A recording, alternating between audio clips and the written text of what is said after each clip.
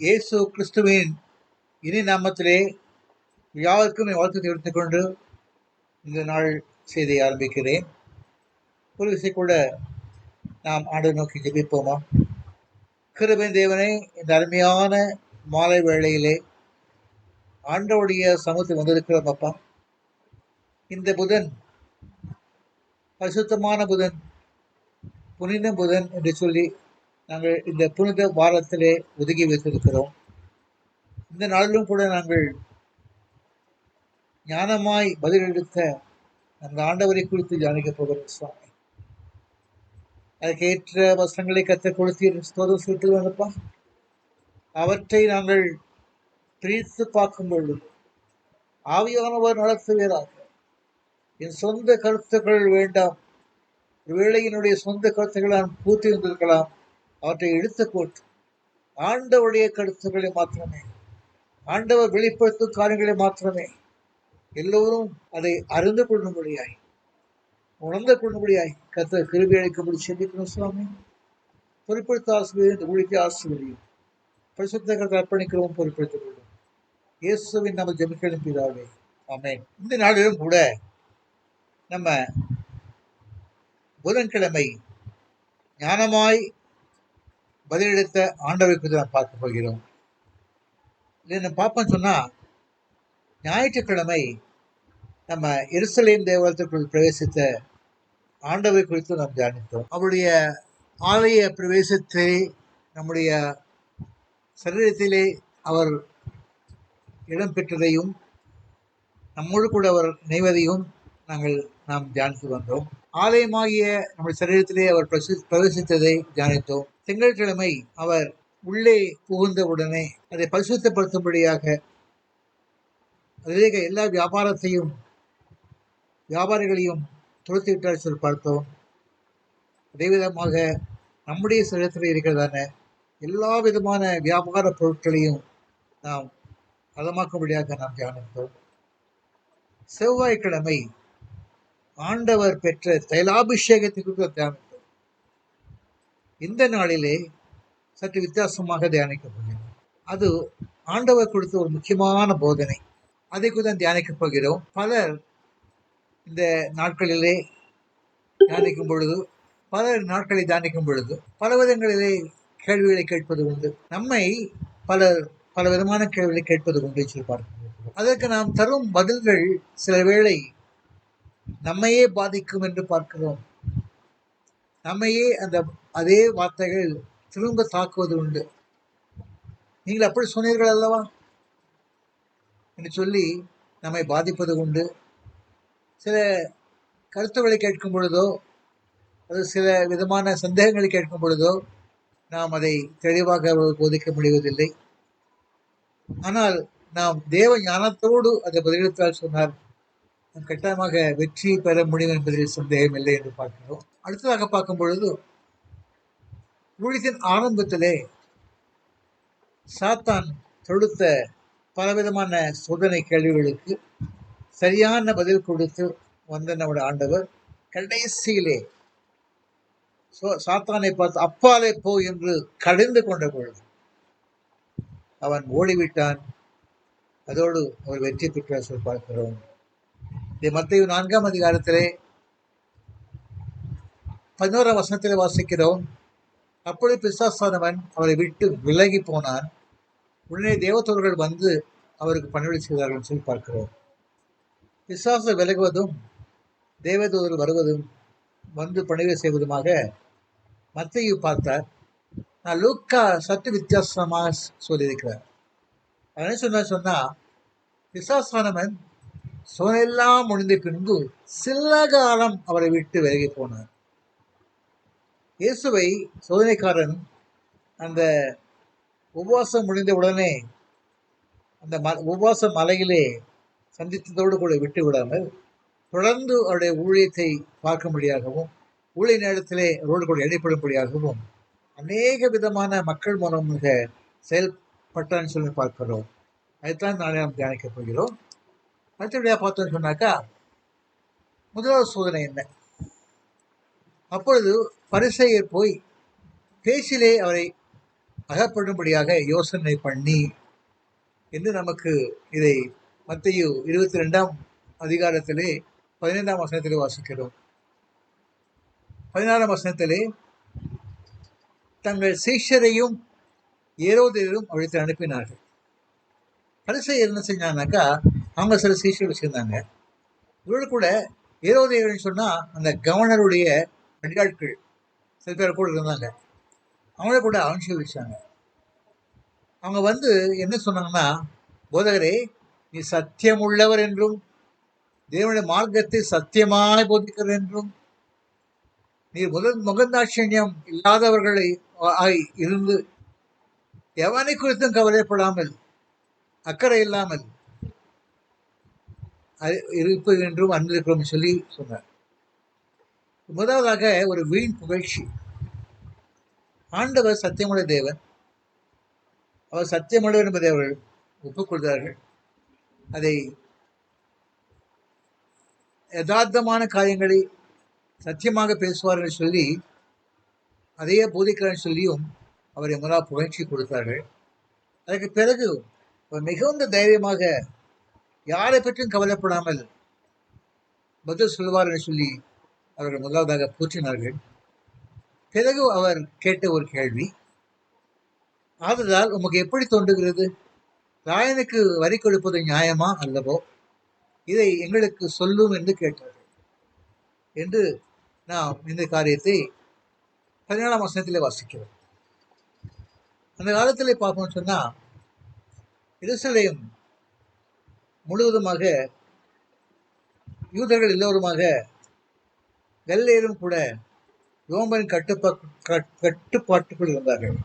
ஆகையால் அவர்கள் அநேக விதிப்புகளை கொடுத்தார்கள், அதாவது வரி விதிப்பு கொடுத்தார்கள். வரி விதிப்பை நிமித்தமாக அவர்கள் வரி கட்ட வேண்டி வந்தது. என்ன ஒரு பிரச்சனை சொன்னாக்கா, தேவாலயத்தை அரசாண்டு கொண்டிருந்த தேவாலய தலைவர்கள் தேவாலயத்திலே நாம் அந்த நம்முடைய அவருக்கென்று ஒரு தனி பணத்தை வைத்திருந்தார்கள். அந்த பணத்தை ரோமர்கள் அங்கீகரிக்க மாட்டார்கள். ரோமருக்கென்று சொல்லி ஒரு தனி நாணயம் இருந்தது. அந்த நாணயத்தை அவர்கள் வரியாக கொடுக்கலாம் என்று சொல்லி அவர்கள் சொல்லியிருக்கிறார்கள். அதான் தான் ஏற்கனவே பார்த்துருக்கோம். அங்கே வந்து அநேக செல்ற காசு பணத்தை வைத்திருக்கிற மக்களை பார்த்தோம்.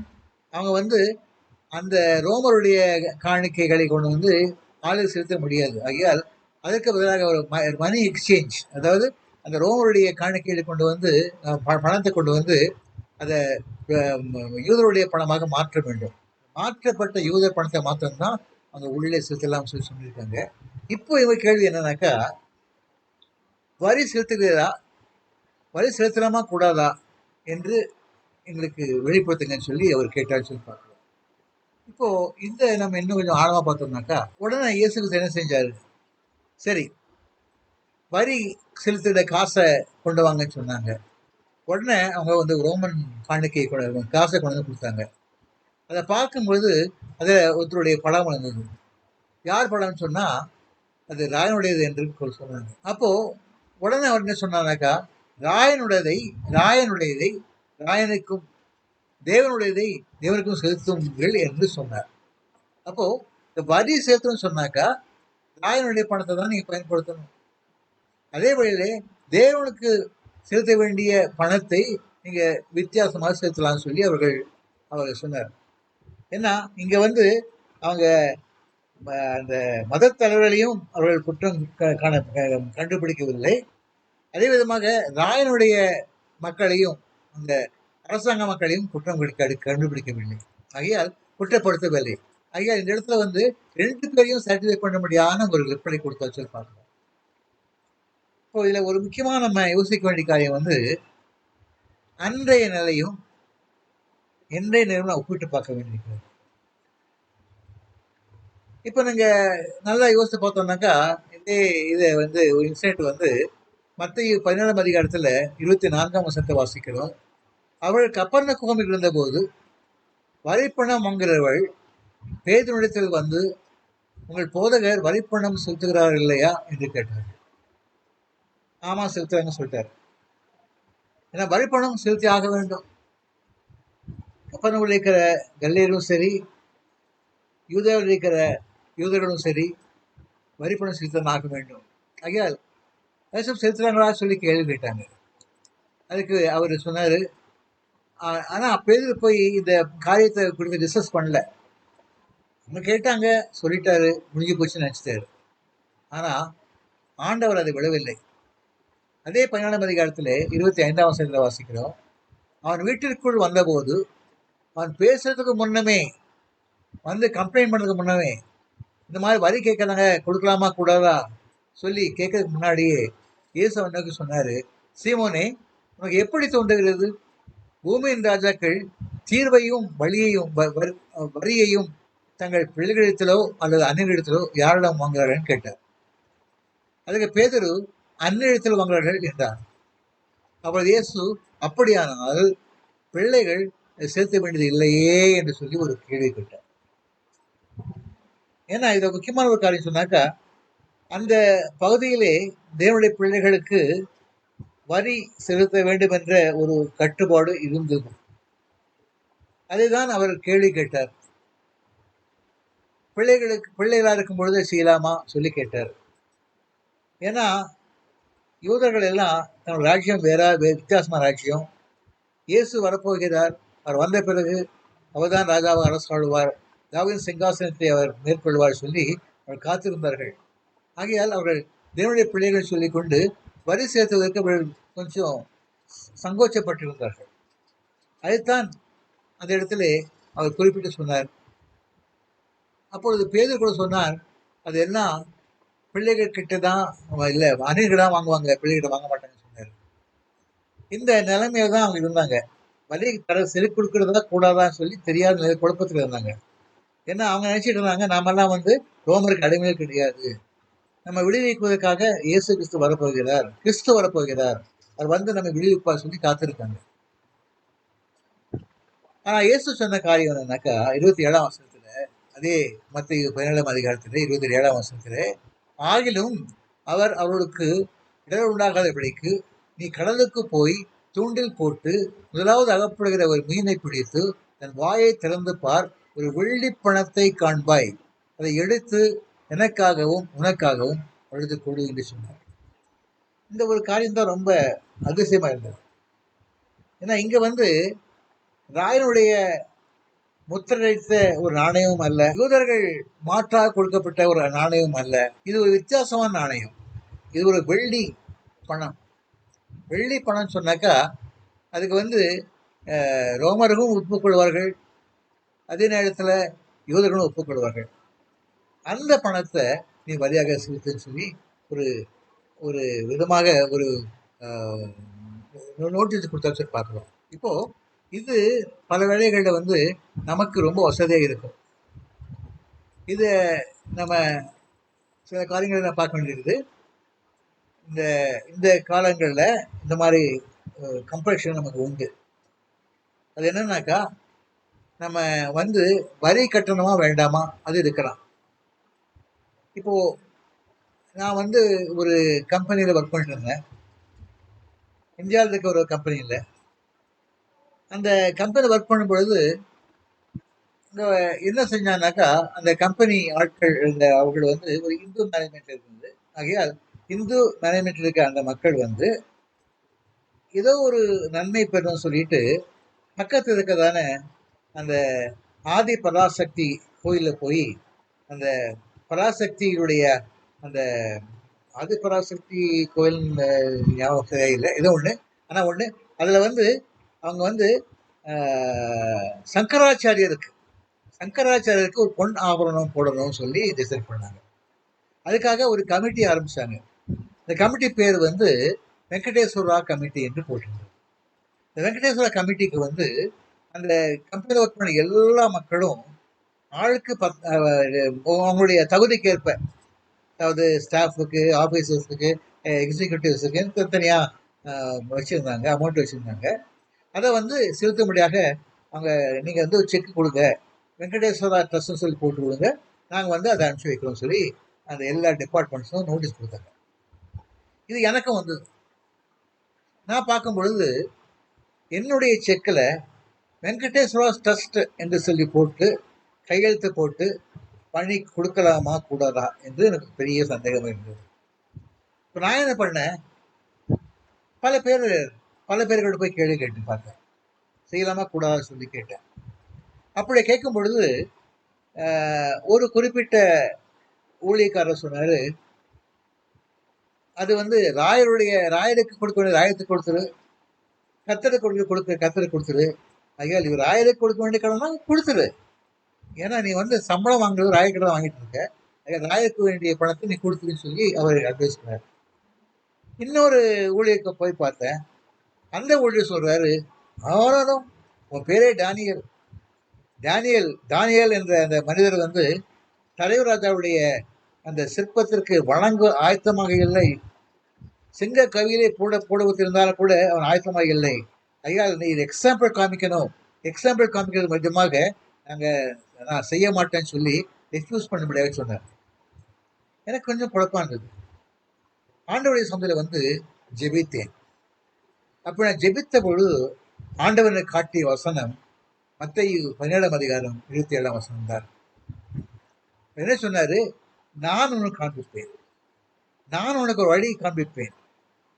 அவர் சொன்னாரு, எப்படி ஆண்டவர் சொன்ன வாக்கின்படியாகவே அந்த மீனை பிடித்த பொழுது இந்த மீன் வாயிலே ஒரு வெள்ளிக்காசு இருந்ததோ, அதே விதமாக இந்த காரியத்தை முடிப்பதற்கு உனக்கு வழி காண்பின்னு சொன்னார்.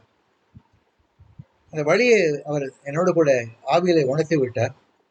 நான் போய் என்னுடைய பாஸை போய் பார்த்தேன், என்னுடைய டிபார்ட்மெண்ட் ஹெட்டை போய் பார்த்தேன்.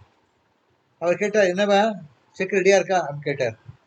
நான் சொன்னேன், செக்கு ரெடியா இல்லை, ஆனால் ஒரு காரியம் நான் சொல்ல ஆசைப்படுறேன். நான் 10,000 ரூபாயை வந்து என் பேர்ல நீங்க அக்கௌண்ட் போட்டு நீங்களாவே சப்மிட் பண்ணுங்க, உங்களுக்கு நான் பணம் கொடுத்துருவேன், செக்கு உங்க பேரை கொடுத்துருவேன்னு சொன்னேன். அவர் யோசித்து பார்த்தாரு, பண்ணா என்ன, தப்பு இல்லை அப்படின்னு சொன்னாரு. உடனே அவரு பேர்ல நான் ஒரு செக்கை போட்டு அவர் கையில கொடுத்தேன்.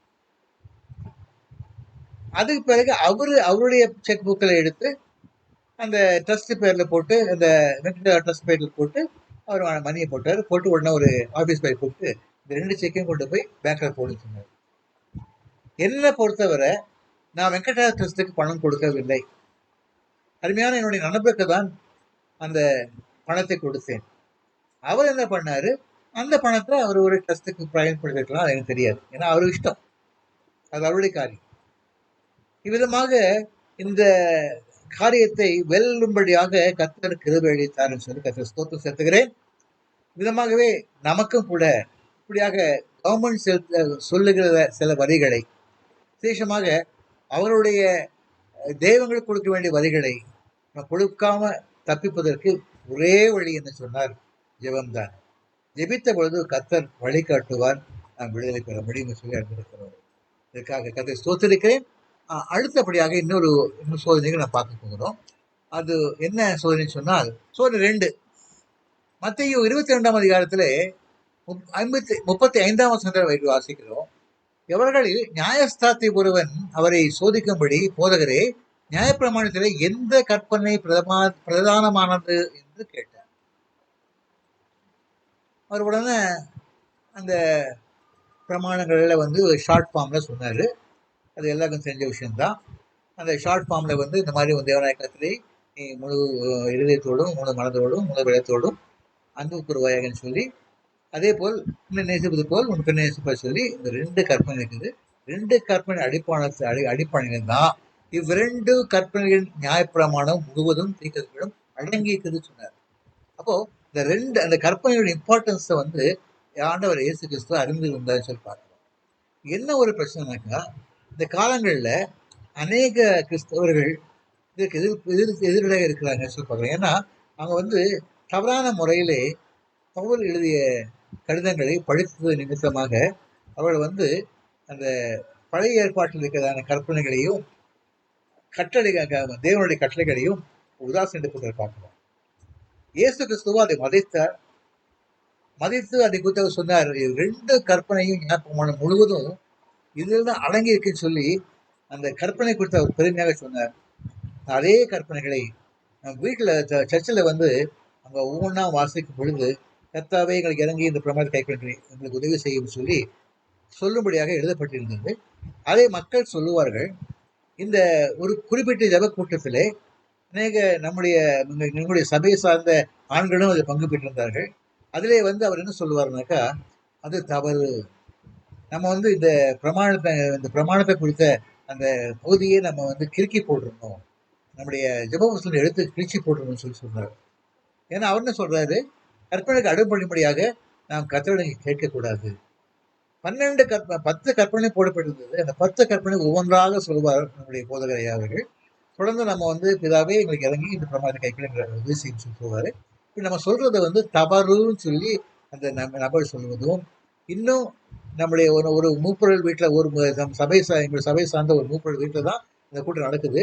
அந்த கூட்டத்தில் நம்ம சபையை சார்ந்த அநேக மக்கள் தான் போய் பங்கு பெறுறாங்க. அவங்களுக்கு கொடுத்த போதனை இது என்ன சொன்னாக்கா, நம்ம கற்பனைக்கு நம்ம கீழ்ப்படியக்கூடாதுன்னு சொல்லிட்டு இயேசுக்கு சொன்னாரு, கற்பனை கீழ்ப்படிய வேண்டும், அதுதான் எல்லா தீர்க்கதரிசனங்களும் அடங்கி இருக்குன்னு சொல்லி அவர் கற்பனை சொன்னார். ஆனா இந்த ஒரு விதமாகவே அநேக வேளைகள் நம்ம கற்பனையை கடைபிடிப்பது இல்லை. அதை ஒருவேளை அக்செப்ட் பண்ணுறதும் கிடையாது. அது ஏதோ பழைய ஏற்பாட்டில் மோசை கொடுக்கப்பட்ட நினைச்சிட்டு நம்ம ஒதுக்கிறோம். அது சரியல்ல. என்றால் கர்த்தர் வந்து ஒவ்வொரு கற்பனையும் ஸ்ட்ராங்கா சொன்னார்.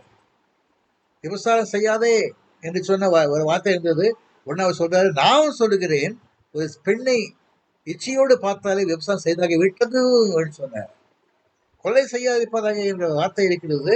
அந்த கட்டளை, அந்த கற்பனைக்கு இன்னும் அதிக ஸ்டெப்பை கொடுத்து ஒருத்தர் மேல் மூர்க்கமாக நடந்து கொண்டால் அதுவே கொலை என்று சொல்லி அவர்கள் குற்றம் சாட்டினார் சொல்றாங்க. விதமாக எல்லா கற்பனைகளையும் உறுதிப்படுத்தும்படியாக, திடப்படுத்தும்படியாக இயேசு கிறிஸ்து கட்டளைகளை சொன்னதாக நாம் பார்க்கிறோம். ஐயால் நாம் அதிகமாக அந்த கற்பனைகளை அடிப்படைய வேண்டும், கீழ்ப்படிய வேண்டும் சொல்லி கர்த்தர் எதிர்பார்க்கிறார். இதை ஒருவேளை நம்ம சபையோர் அதை புறக்கணித்தாலும் கூட நம்ம இந்த சோதனை வெல்ல வேண்டும் சொல்லி கர்த்தர் எதிர்பார்க்கிறார்.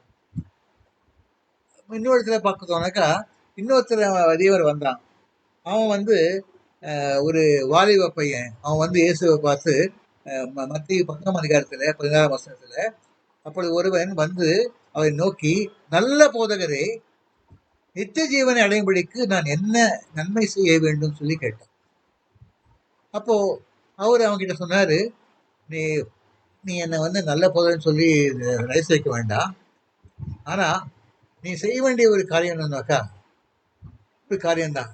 அது என்னக்கா, அந்த 10 கற்பனைகளையும் கீழ்ப்படின்னு சொன்னார். இந்த 10 கற்பனை ஒவ்வொன்றா சொன்னார். அவன் சொல்றான், இவளெல்லாம் சிறு வயது முதல் கொண்டே செஞ்சிட்டு இருக்கனே, எனக்கு என்ன குறை இருக்குது அப்படின்னு தன்னை செல்ஃப் ரைச்சியஸாக எடுத்துக்கொண்டான். இந்த 10 கற்பனை நான் செய்து வந்தேன்னு சொல்றான். அதான் 20ஆம் வசனம் சொல்றான். 21ஆம் வசனத்துல இயேசு சொல்றாரு, நீ பூர்ண சர்ப்பனாக இருக்க விரும்பினால் போய் உனக்கு உண்டானவர்களை விற்று தரித்திற்கு கொடு, அப்பொழுது பரலோகத்திலே உனக்கு பொக்கிஷம் உண்டாயிருக்கும், பின்பு என்னை வந்து பின்பற்றி வா என்று சொன்னார். என்னை பின்பற்றி வந்து சீஷ்ணா ஆகணும்னாக்கா ஒரே ஒரு காரியம் செய்யணும். அது என்னன்னாக்கா, இதனாலும் பற்றி கொண்டிருக்கிறதான உன்னுடைய சொத்துக்கள் எல்லாவற்றையும் நீ விற்று அதை ஏழை மக்களுக்கு தரித்திற்கு கொடுத்துட்டு அது பிறகு வான்னு சொன்னார். ஏன்னா அவனுக்கு வந்து இந்த கற்பனைகள் எல்லாம் கடைபிடித்தான், உண்மைதான். ஆனால் பிறனை நேசிக்கும்படியாக அந்த முக்கியமான இந்த கற்பனைகளை அவன் கடைபிடிக்கவில்லை என்று பார்க்கிறோம். இதை உணர்ந்த ஆண்டவர் அதை அவனுக்கு எச்சரிப்பாக கொடுக்க சொல்லிப்பார். சரி, அடுத்தபடியாக நாம் பார்த்தோம்னாக்கா, அடுத்த சோதனை 3ஆம் சோதனை. அது வந்து மத்தேயு 19 அதிகாரத்திலேயே 3ஆம் வசனத்தை போட்டிருக்கிறது. இப்பொழுது பரிசேயர் அவரை சோதிக்க வேண்டும் என்று அவரிடத்தில் வந்து, புருஷனானவன் தன் மனைவியை எந்த முகாந்தரத்திலும் தள்ளிவிட நியாயமா என்று கேட்டார்கள். இப்படி இருக்கிற அதனால அவர் உடனே என்ன சொன்னார்னாக்கா, அது வந்து அப்படி இருக்கலாம், பட் என்ன பொறுத்தவரை ஆண்டவர் தான் ஒரு கணவனையும் மனைவியும் இணைத்தார். கர்த்தர் இணைத்தவர்களை நம்ம பிரிக்க கூடாது. ஏன்னா இது நிமிஷமாகவே புருஷன் வந்து தன் தன் தகப்பனும் தாயும் விடை தன்னுடைய மனைவியோட இசைந்திருப்பான்னு சொல்லி போட்டிருக்குன்னு சொல்லி அவர் சொல்லுவார். அதன் அடிப்படையில் இப்படி இருக்கிறதுனால் அவர்கள் இருவராய் இல்லாமல் ஒரே மாம்சமாக இருக்கிறார்கள் என்று சொல்லி கணவனை குறித்தும் மனைவி குறித்தும் ஆண்டவர் சொல்லுகிறார். ஆகையால் தேவன் இணைத்ததை மனுஷன் பிரிக்காத கடவன் என்று சொல்லுகிறார். இந்த வார்த்தை நம்ம வந்து நம்முடைய ஆராதனைகளில் முக்கியமா இந்த விசேஷத்தை இந்த திருமண ஆராதனைகளை சொல்லுவோம். தேவன் இணைத்ததை மனுஷன் பிரிக்காதுன்னு சொல்லி அதை சொல்லுவோம், எல்லாம் ஆமைன்னு சொல்லுவோம். ஆனால் அது பிறகு பார்த்தோம்னாக்கா நம்ம குடும்பத்திலேயே அநேகர் வந்து விதமாக அதை வெறுத்து ஒதுக்கிறத நம்ம பார்க்குறோம். அருமையானவர்களே, இந்த வேலை கூட நம்ம அதிகமாக சிந்திக்க வேண்டியது இந்த ஒரு காரியம் விஷயமாக தான். திரிவனை நமக்குள் வருவதை கர்த்தர் எதிர்பார்த்தது இல்லைன்னு சொல்றாங்க. ஒன்று பார்த்தோம்னாக்கா மத்தேயு 19 அதிகாரத்துல கர்த்தர் சொன்ன காரியம் வந்துனாக்கா அவங்க சொல்றாங்க, இந்த மாதிரி மோசே நியாயப்பிரமாணம் சொல்லிச்ச, நியாயப்பிரமாணத்தை இந்த மாதிரி ஒரு தொடர்ந்து சீட்டை கொடுத்துட்டா போதும், அவனை விலைக்கு வச்சிடலாம் சொல்லியிருக்க அப்படின்னு சொல்லி இவர் கேட்குறாங்க. இப்பவும் பார்த்தோம்னாக்கா சட்டம் சொல்லுது, ஒருவேளை கணவனுக்கும் மனைவிக்கும் ஒப்புரவாக இருந்தால் அவங்க வந்து ஒருத்தர் பிரிஞ்சுக்கலாம்னு சொல்லி சட்டம் சொல்லுது. கோர்ட்டில் போகிறாங்க, கிறிஸ்தவராக இருந்தால் கூட கோர்ட்டுக்கு போகிறாங்க, கோர்ட்டுக்கு போய் பிரிந்து போகிறாங்க. அதை சபை அனுமதிக்குது, அக்செப்ட் பண்ணுது. அப்படிப்பட்டவங்கள சபையில சேர்த்து கொள்றாங்க. விவாகரத்து பெற்ற பிறகும் அந்த கணவனையும் மனைவியும் சபையில இணைக்கிறார்கள் சொல்லி பார்க்கிறோம். மறுமணத்துக்கும் அவர்கள் அறிஞை பண்றாங்கன்னு பார்க்கிறோம். இதை குறித்துதான் கர்த்தர் சொல்லுகிறார் தெளிவாக. அவர்கள் ஆதி முதல் அப்படி இருக்கவில்லை. ஆண்டவர் படைத்த நாட்களே அதை பிரிக்கவில்லை. உங்களுடைய இருதய கழுத்து நிமித்தமாக மோசே உங்களுக்கு இந்த சட்டங்களை கொடுத்தாரு. அதே விதமாக நம்முடைய சொசைட்டிக்கு சட்டங்களும் கொடுக்கப்பட்டிருக்கு கடினத்தை நிமித்தமாக. ஆனா கர்த்தர் சொல்றாரு, எவனாகிலும் வேசித்தனத்து நிமித்தமாக ஒழிய, அதாவது அந்த பெண் ஒரு வேசியாக இருப்பது நிமித்தமாகவோ அல்லது அந்த ஆண் ஒரு வேசிக்கடனாக இருந்த நிமித்தமாகவோ அவர்களுக்குள்ள ஒரு பிரிவு ஏற்பட்டால் அந்த நேரத்தில் மாத்திரமே தள்ளி விட்டு விலகி போகலாமே தவிர விவேகம். ஆனால் அப்படி தள்ளி விட்டால் அப்பொழுது அது இன்னொரு வேசத்தனத்தால் இல்லை, விலகினாலே போதும், விலக்கப்பட்ட மகளையும் விவசாயியாக்குகிறான், அவனும் விவசாயியாகிறான். அதோடு கூட அவன் திரும்ப இன்னொருத்தர் விவாகம் பண்ணினால் அவளையும் விவசாயம் பண்ணுகிறான். அதே விதமாக தள்ளிவிட்டவனை விவாகம் பண்றதும் விவசாய இருப்பான்னு சொல்லி வேதம் கூறுகிறது. தள்ளிவிட்டவனை விவாகம் பண்ணவனும் விபசாரி, தள்ளிவிட்டு இன்னொருத்தி விவாகம் பண்ணவனும் விபசாரி என்று சொல்லி கர்த்தர் இயேசு கிறிஸ்துவின் வாயாலே சொன்ன காரியம் இது. ஆகையால் சபையோர் விஷயமாக சபையில் இருக்கும் மக்களும் சபையும் விவாகரத்து நடந்த குடும்பங்களை சபையில் இணைத்துக் கொள்ளக்கூடாது, சேர்த்துக் கொள்ளக்கூடாது. மாத்திரமல்ல அவர்கள் மறுமணத்திற்கு இடம் கொடுக்கவும் கூடாது என்பதை திட்டமாக இயேசு நமக்கு அறிவித்திருக்கிறார் என்பதை இந்த இடத்துல நம்ம பார்க்கிறோம். அடுத்தபடியாக அடுத்த சோதனைக்கு வருகிறோம். அது வந்து மத்திய 22 23 வசனம் பார்க்கிறோம். வீழ்த்துதல் இல்லை என்று சாதிக்கிற சதுசேயர் என்ற தினம் அடுத்த வந்து வீழ்த்துதலை குறித்து நம்பிக்கை இல்லாத, விசுவாசம் இல்லாத ஒரு கூட்டம் உண்டு. அவர்கள் வந்து, போதகரே, ஒருவன் சந்தானம் இல்லாமல் இறந்து போனால் அவனுடைய சகோதரன் அவன் மனைவியை விவாகம் பண்ணி தன் சகோதரனுக்கு சந்தானம் உண்டாக்க வேண்டும் என்று மோசே சொல்லியிருக்கார். மோசே ஒரு கட்டளை போட்டார். அந்த கட்டளை படி பார்த்தாக்கா சந்தானம் இல்லாமல் ஒருவனுடைய மனைவி இறந்து விட்டால் அந்த மகனுக்கு அவனுடைய தம்பி இன்னொருத்தர் இருந்தானாக்கா அவன் வந்து அந்த மனைவி அவனுடைய மனைவி மூலமாகவே ஒரு குழந்தையை உண்டு பண்ணலாம் சொல்லி அந்த இடத்துல போடப்பட்டிருக்கிறது. இப்போ அவங்க என்ன கேட்குறாங்கனாக்கா, ஒரு பெண்ணுக்கு வந்து ஒரு சகோதரர் 7 பேர் இருந்தார்கள், ஒரு மகனுக்கு 7 பேர் இருந்தார்கள். மூத்தவன் விவாகம் பண்ணி சந்தானம் இல்லாமல் மறுத்து போனான். அப்போ அவன் அடுத்த தம்பிக்கு வந்து அவனுடைய மனைவியை கணவனாக கொடுத்து விட்டார்கள். இப்படியே 7 பேரும் ஒருத்தருக்கு ஒருத்தர் மறுத்து விட்டு அதற்கு பிறகு அவர்கள் 7 பேரும் மறுத்து போனார்கள். இந்த பெண்ணும் மறுத்து போனார். ஆகையால் உயிர்த்தெழுந்த நாட்டிலே அவ்வேழு பேருக்குள் எவனுக்கு அவள் மனைவியாயிருப்பாள், எல்லோரும் அவளை யோகம் பண்ணியிருந்தார்களே என்று கேட்டார். அவனுடைய ரொம்ப கீழ்த்தரமான மைண்டை நன்றாக வெளிப்படுத்துகிறது. அப்போ ஆண்டவர் சொன்ன ஒரு பதில் ரொம்ப ஆச்சரியமா இருக்கும். நீங்க அறிவெல்லாம் பேசுறீங்க, வேதத்தை வசனத்தை சரியாக படிக்காம பேசுறீங்க. உயிர்த்தெழுதலில் கொள்வனையும் கொடுப்பனையும் இல்லை. அவர்கள் பரலோகத்திலே தேவதூதர்கள் இருப்பார்கள். மரித்தவர்கள் இயேசு கிறிஸ்துவுக்குள் மரித்தவர்கள், கர்த்தருக்குள் மரித்தவர்கள், அவர்கள் தேவதூதர்களுக்கு மாறுவார்கள். அவர்களுக்குள்ளே கொடுப்பனையும் இல்லை, கொழுவனும் இல்லை. ஆகையால் அதற்கு பிறகு அவர்கள் கணவன் மனைவி என்ற நிலையை இருக்க போது என்ன என்பதை கர்த்தர் இயேசு கிறிஸ்து உணர்த்தி இருக்கிறார். நிறைய பேர் சொல்றாங்க, அப்பாவை பார்த்தேன், மகளை பார்த்தேன், மனைவியை பார்த்தேன், இதெல்லாம் சொல்றது உண்டு. பல்லவம் போனேன், எனக்கு தரிசனம் கொடுத்தாரு கடவுள் கூட்டு போனாரு, அங்க போய் பார்த்தா என்னுடைய அப்பாவை நான் பார்த்தேன். ஆனா எந்த இடத்துலையுமே வேதத்திலே அப்படி ஒன்று இருந்ததாக சொல்லப்படவில்லை. மாறாக தவறான இடத்திலே நடந்திருக்கிறது.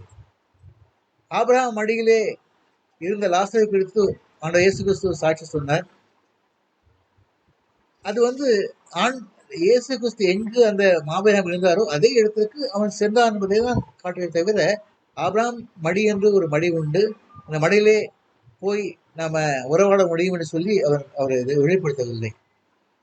இதே விதமாக இன்னொரு இடத்துல சவுல் இந்த மாதிரி சாமுவேல் இறந்த பிறகு சாமுவேலை காண வேண்டும் என்று சொல்லி ஒரு குறி சொல்லும் நபரிடம் போய் கேட்கிறார். அவளும் போய் பிசாசனுடைய சக்தியின் மூலமாக, சாத்தானுடைய சக்தியின் மூலமாக அந்த சாமுவேல் என்ற அந்த மனிதருடைய ஆத்மாவை சரீரத்தை கொடுத்து கொண்டு காண்பிக்கிறார் சொல்லி பார்க்கிறோம். இப்படியாக இவையெல்லாம் ஆவிக்குரிய காரியம் அல்ல அது என்று சொல்லி வெளிப்படுத்தும்படியாக தான் நமக்கு அதெல்லாம் சொல்லப்பட்டிருக்கு. ஆனாலும் கூட அவங்க கேட்கிற வச்சிருக்க சந்தேகம் உயிர்த்ததுல இந்த உறவுகள் எப்படி இருக்கும் சொல்லி நம்ம அநேக மக்கள் சொல்றாங்க, அவங்க தரிசனம் கண்டதாக சொல்றாங்க. அதெல்லாம் நம்ம நம்பவே முடியாது. ஏன்னா அதெல்லாம் பிசாசின் காரியமே தவிர கர்த்தருடைய காரியம் அல்ல.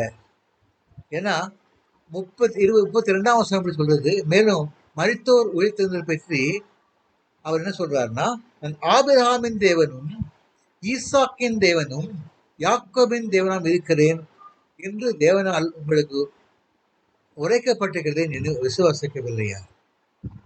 அவர் சொல்றாரு, ஆண்டவர் அடிக்கடி சொல்றாரு இந்த வார்த்தைகளை, நான் ஆபிரகாமின் தேவன், ஈசாக்கின் தேவன், யாக்கோபின் தேவன். ஆபிரகாம் மறித்து விட்டார், ஈசாக்கை மறித்து விட்டார், யாக்கோபு மறுத்து விட்டார். ஆனாலும் இன்னும் அவர் ஆபிரகாமின் தேவன் தான் என்றும், ஈசாக்கின் தேவன் என்றும், யாக்கோபின் தேவன் என்றும் அவர் பிரேய பிரஸ்தாபத்தை வெளிப்படுத்தி பார்க்கிறோம். 33 வசனத்திலே தேவன் மரித்தோருக்கு தேவனாயிராமல் ஜீவனுள்ளோருக்கு தேவனாயிருக்கிறார். அப்போ இவங்களுக்கெல்லாம் ஜீவன் இருக்குது. யாருக்கு? ஆபிரகாமுக்கு, யாக்கோபுக்கு, ஈசாக்குக்கு, எல்லாருக்குமே ஜீவன் இருக்குது என்பதை அது வெளிப்படுத்துகிறார். உண்மைதான். நான் நன்றாக ஒன்று கவனித்து பாருங்க.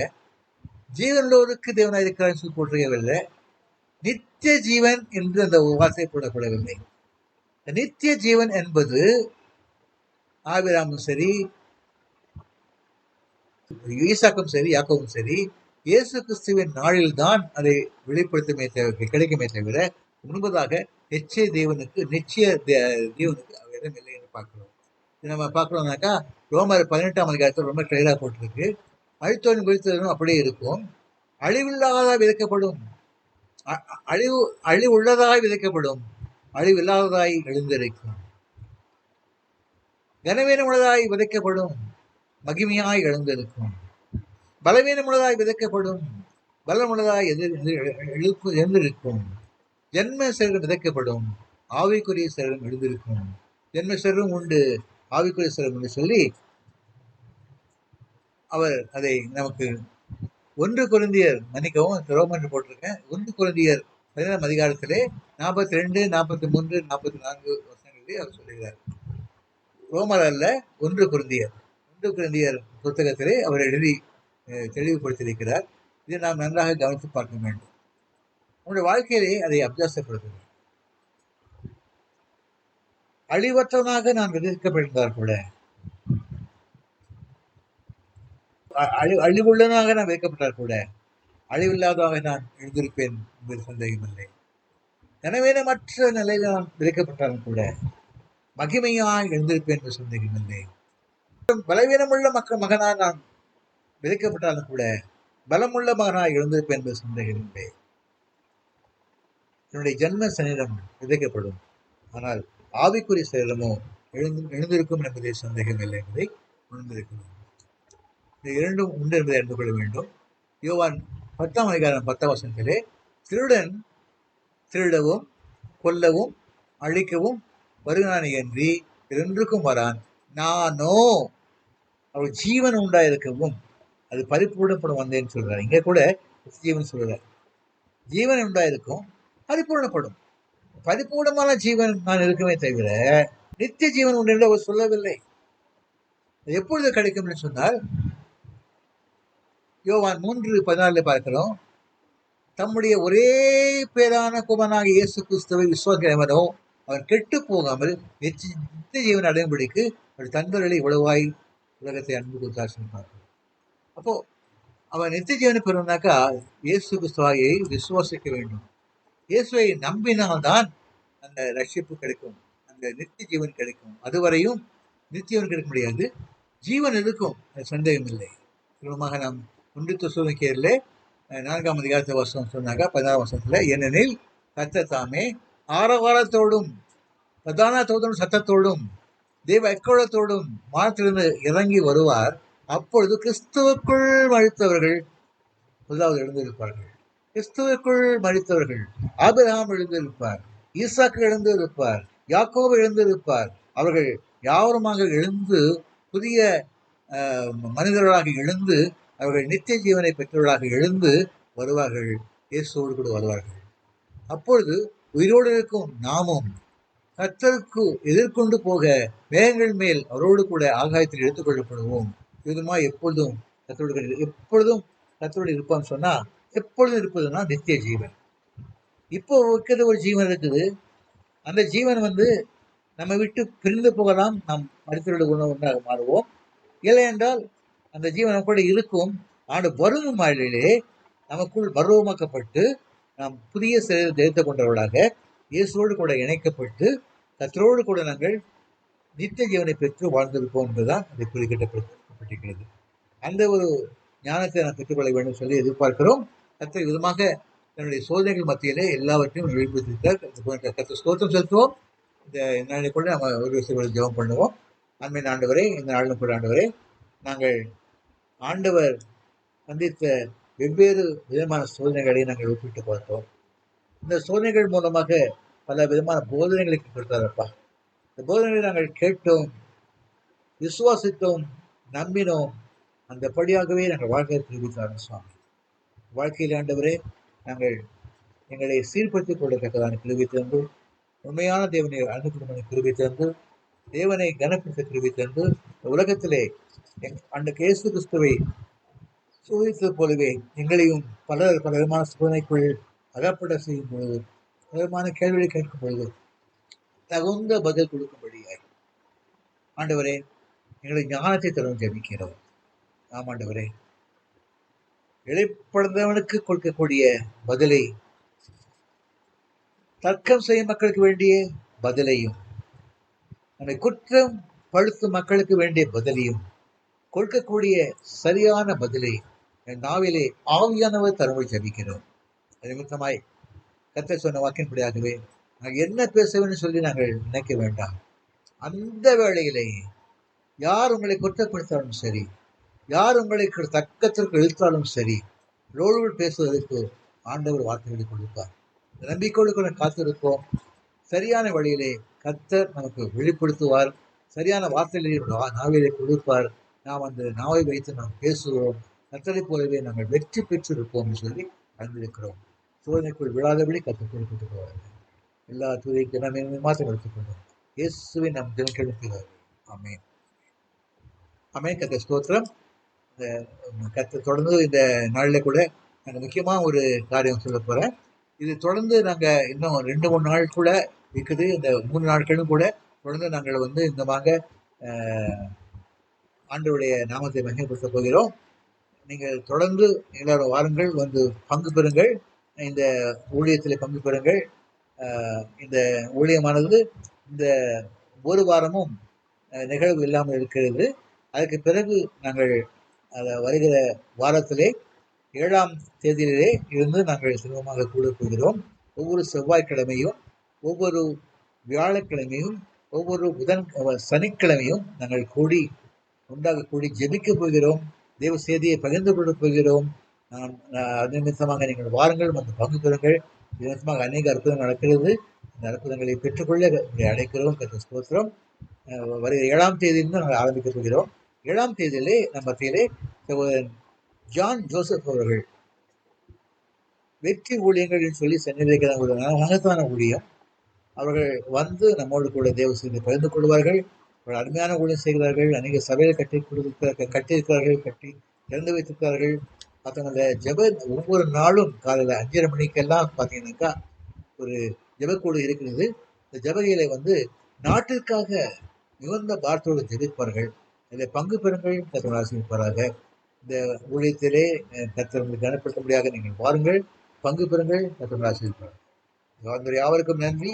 கேட்ட யாருக்கும் நன்றி. தொடர்ந்து இந்த வார்த்தைகள் மூலமாக நீங்கள் பெறப்பட்டு உங்களை வென்று நாமத்தை மேம்படுத்தி கர்த்தர் கிருபை அளிப்பாராக. கர்த்தர் ஸ்தோத்திரம்.